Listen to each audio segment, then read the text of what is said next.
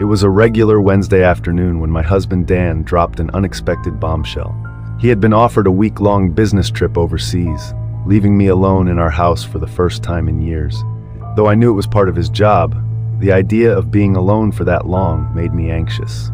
Dan packed his bags, kissed me goodbye, and left with a cheerful smile, promising to check in every night. The house suddenly felt too big, too quiet. The first couple of days went by without much trouble. I worked from home, watched some TV, and took long walks around the neighborhood. But on the third day, things changed. That evening, I was lounging on the couch with a cup of tea when the doorbell rang. I wasn't expecting anyone, and I felt a slight twinge of curiosity mixed with unease. I opened the door to find Mark, Dan's best friend, standing there with a warm smile. "Hey, I was in the neighborhood and thought I'd check in on you," he said casually, holding up a bottle of wine. "I know Dan's away, and it must be a bit lonely."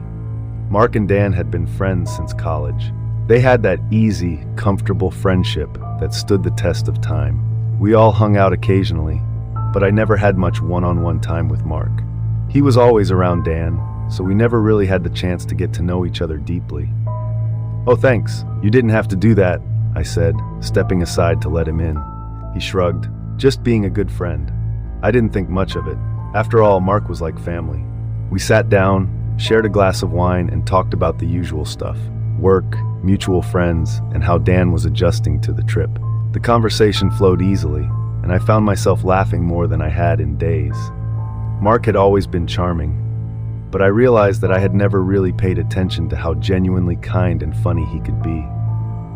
Before I knew it, 2 hours had passed and we were still deep in conversation. There was something disarming about the way Mark listened, his attention unwavering. It was refreshing and unfamiliar. I hadn't felt this kind of connection in a long time. As the evening wore on, Mark looked at me with an intensity that I hadn't seen before. It wasn't inappropriate, but it was different. There was a moment, a fleeting one, where the air between us shifted. Neither of us acknowledged it aloud, but I could feel it. I brushed it off, convinced it was just my imagination playing tricks on me.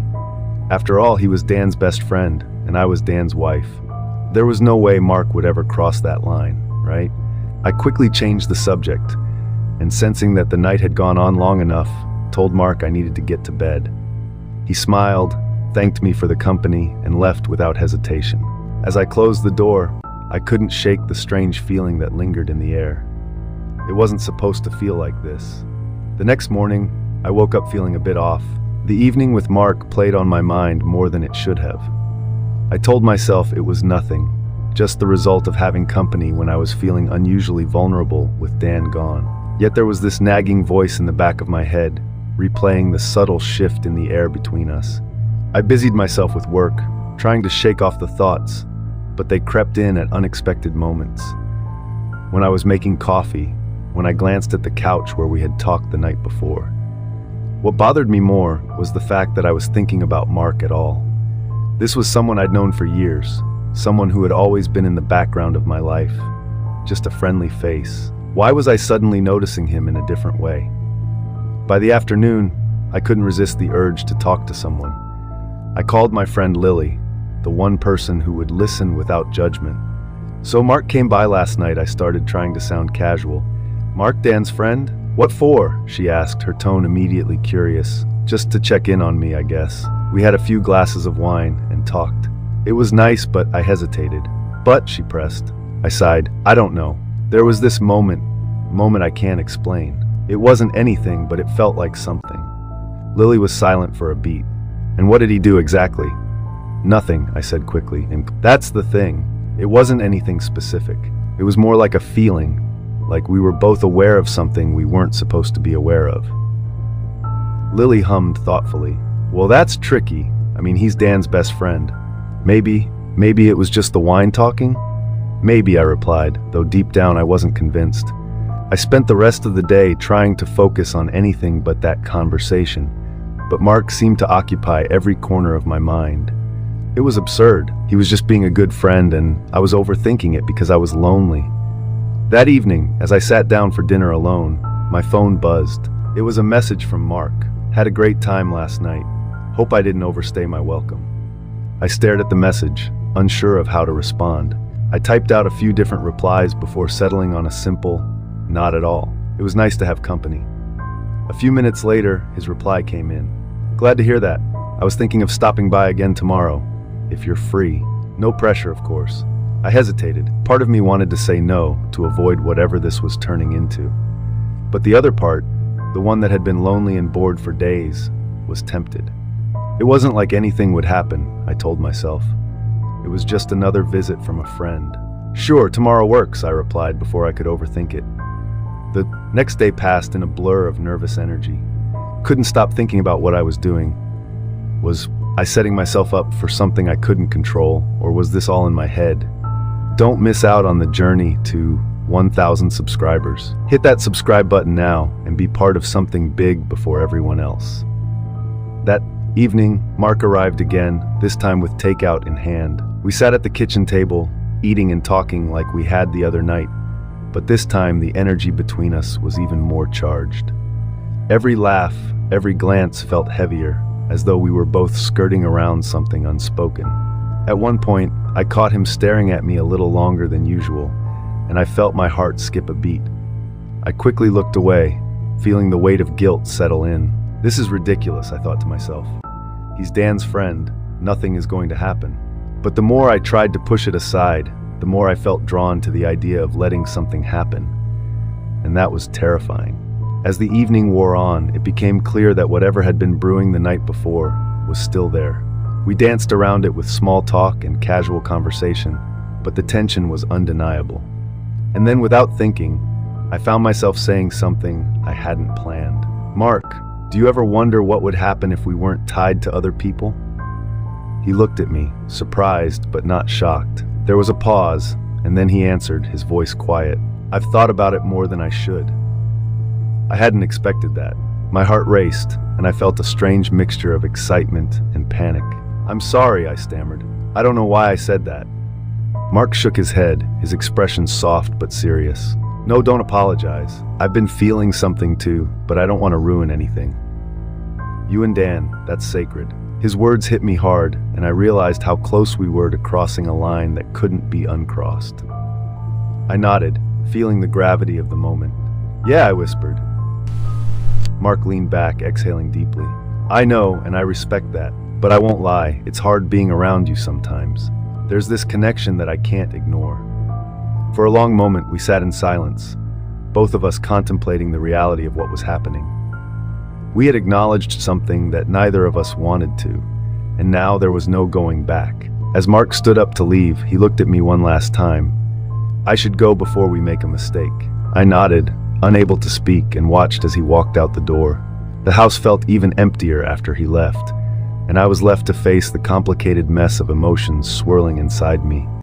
The day after Mark's second visit, I woke up feeling a sense of relief and dread all at once. A part of me was glad that we had come to our senses, but the other part couldn't stop thinking about the depth of our conversation, about how close we came to doing something that could shatter my marriage.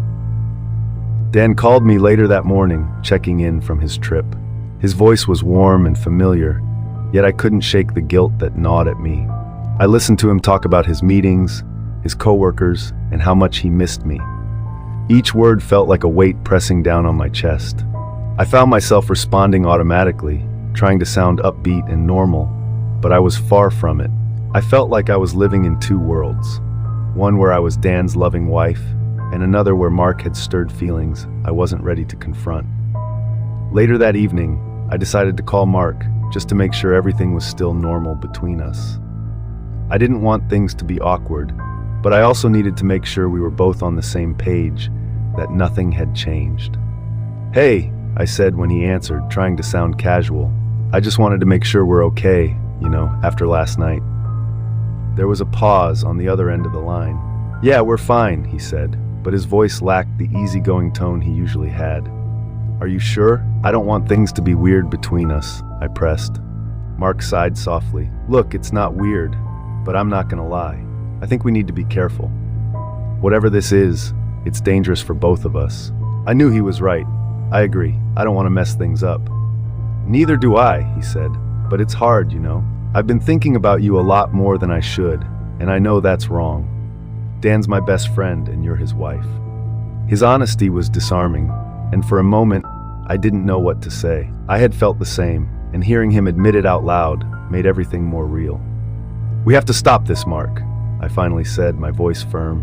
"Whatever this is, it can't go any further. I love Dan, and I can't hurt him like that." Mark's voice softened.